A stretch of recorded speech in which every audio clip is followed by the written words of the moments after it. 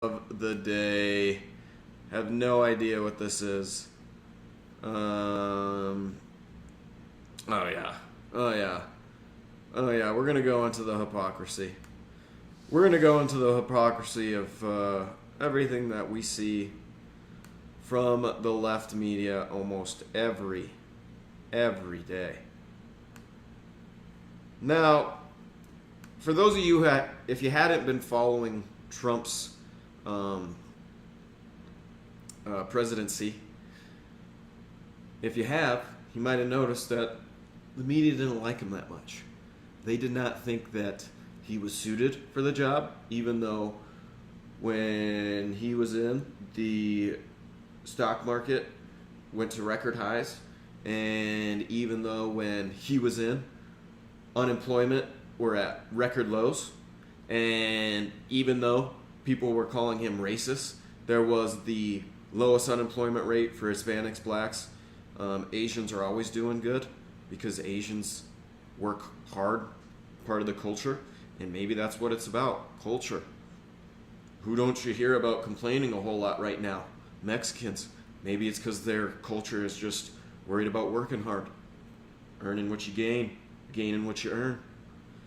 Just a thought, just a theory. We're going to jump into the hypocrisy that I'm seeing over at CNN Politics. You gave us good info, but now you're just going and doing what you usually do. Senate passes key procedural step to allow Democrats to pass COVID-19 relief without threat of GOP filibuster. Now, let's see if there's an undertone of ignorance and skepticism in this article, because I have a feeling if the Republicans were to do this, all hell would break loose.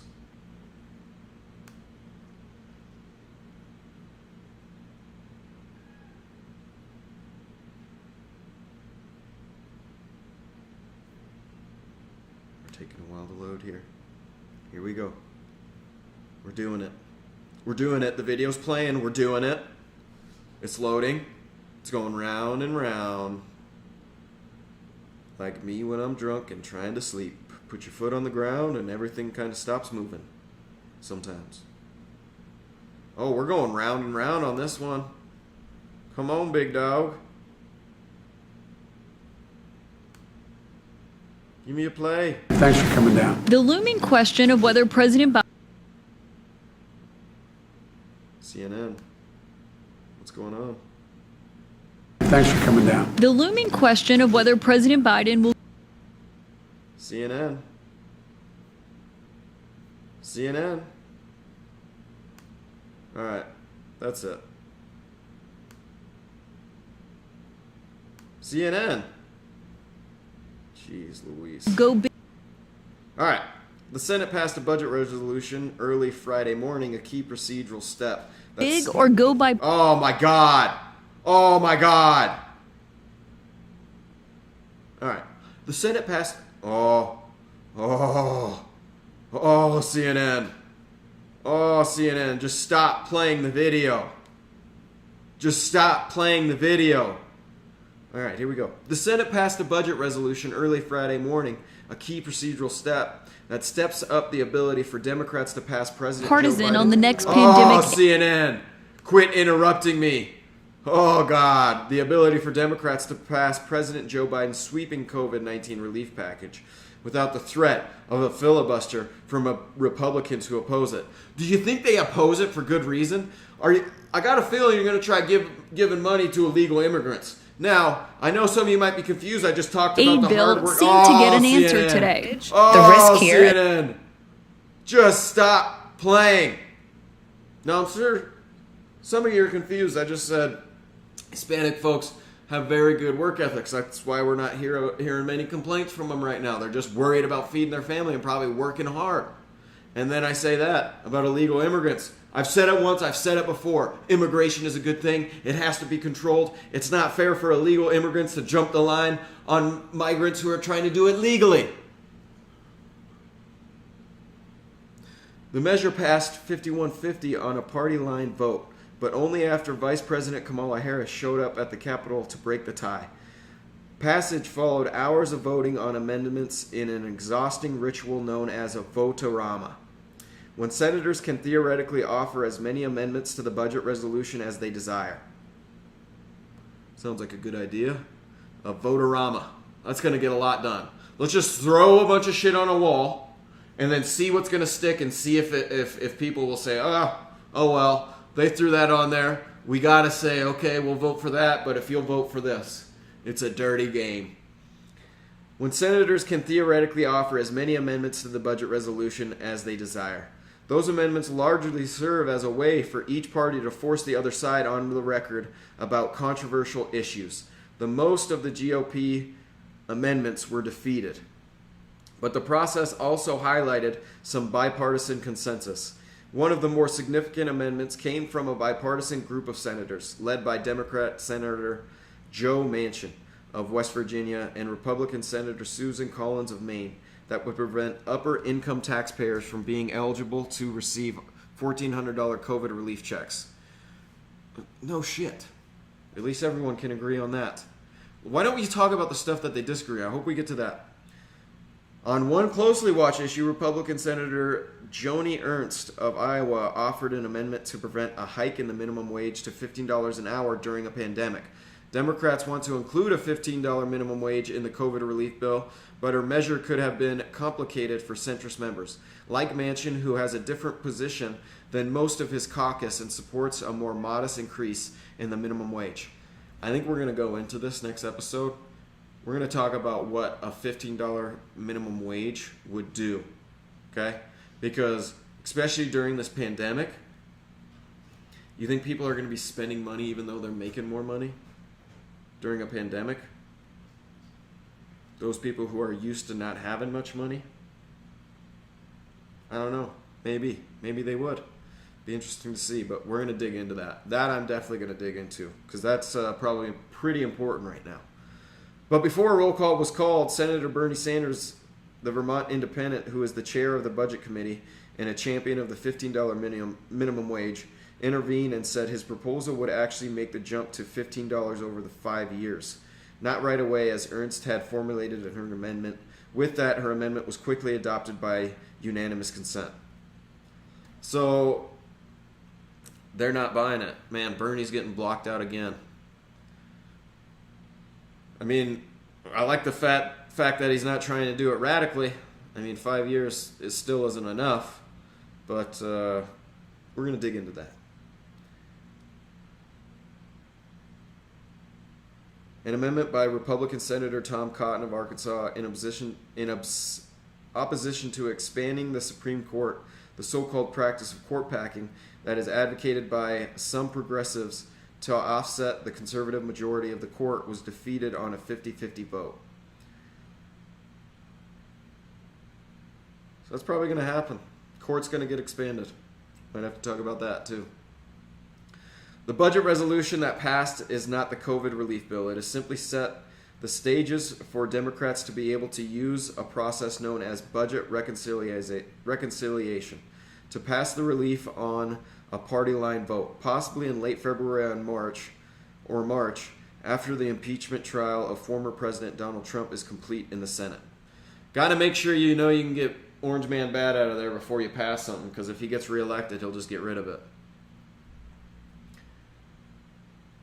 The House already passed the budget measure earlier in the week, but because it was amended in the Senate, it will need to go back to the House for a final vote, possibly Friday. Biden has said he is willing to go forward without the support of Republicans, but he's also stressed that he's willing to make certain concessions if it will earn bipartisan support. That just sounds like political bullshit. You don't give a fuck. You are the Democratic Party, so whatever everyone else is saying, you're just going to go along with. So basically, if everything falls true in that segment there, in that article, courts are going to get packed. $1,400 bills are coming down the road for everyone, which I don't think is necessarily a bad thing, but you know what? they just couldn't let Trump do it before he got out of office. They just couldn't let him do it. Because if you remember at the time before he was getting out of office, he was trying to pass that $1,400 bill. But the Democrats said there was more important things to worry about. But now that Biden is in office, they're going to be saying, we got to get this through. This is the most important thing. And then they're going to say the Republicans are slowing it down and they're doing harm to the American people, even though they wanted the same thing months ago. People pay attention to this. It happens on both sides. I'm not going to say the right doesn't do it. Again, my whole thing is the government is inefficient because there's not a free market that they're competing against. If you don't have competition, people get stagnant and they don't give a shit. Have you ever met the guy who's been working at the Parks Department for 47 plus years? Kind of like Ron Swanson. Doesn't really give a fuck about anything. Makes a good TV show, but unless you have someone like, now I'm going to get shit on main character, the gal who's running the place. Unless you have someone like that in there who really cares and is really following the 80-20 rule, her doing 80% of the work, everyone else not doing shit, him just there because he's the most senior person, you're not going to like the output of work that these people put out when they've been in the same position for 47 years with scheduled raises. Doesn't matter how good you are at your job, just you got scheduled raises. And you wonder why when you go to the DMV or before Trump passed the VFW bill to give them more money, you wonder why there's not more money put into these things. People don't feel like there's much effort put into them. That's why the free market reigns supreme. Now, I'm not saying the VFW and the DMV are no good. Okay, don't get that impression. What I'm saying is they're not getting any better because there's no competition. Okay, don't get that out of context. You need competition. The free market is what makes our lives better. It makes everything cheaper. Competition in the free market is what has allowed us to complain and have first world problems. All right, everybody. That's our episode this morning. I wanna thank you for watching. If you've been following us over on Instagram, go ahead, YouTube, 7 days later today. I am Jason Wolf. You can follow me on Instagram. Please follow the show. If you like what you're seeing, comment. If you don't like what you're seeing, comment. If you want to bitch at me, come on the show and bitch at me. We can have a conversation. I would love to have a conversation with whoever it is. The politician, love to talk to you. Doctor, love to talk to you. A light guy, I need a light guy. Because you know what? This looks way better than what I've been doing. If there's a sound guy, anyone want to give me a nice computer so that when I'm talking, my voice isn't way off of the video, send me a computer. Or send yourself. I'd much rather have a computer guy than a computer. You know what I mean? You know what I'm trying to say? I'm trying to grow this channel. We're trying to grow something out here. I need a team. Let's go 7 days later today with me, Jason Wolf. Please like, follow, subscribe, comment. If you want something, if you need something, if you want to talk about something, please comment. Let me know what it is. Maybe you'll come on the show. Maybe we'll have you on the show, okay? The show could be anything we want it to be. As of right now, it's just me talking about the news, kind of, and Bryce J vibes, getting special appearances, giving you the knowledge that you need to know. Again, thank you for watching 7 days later today with me, Jason Wolf. Follow, like, subscribe on Instagram. Go check me out on YouTube 7 days later.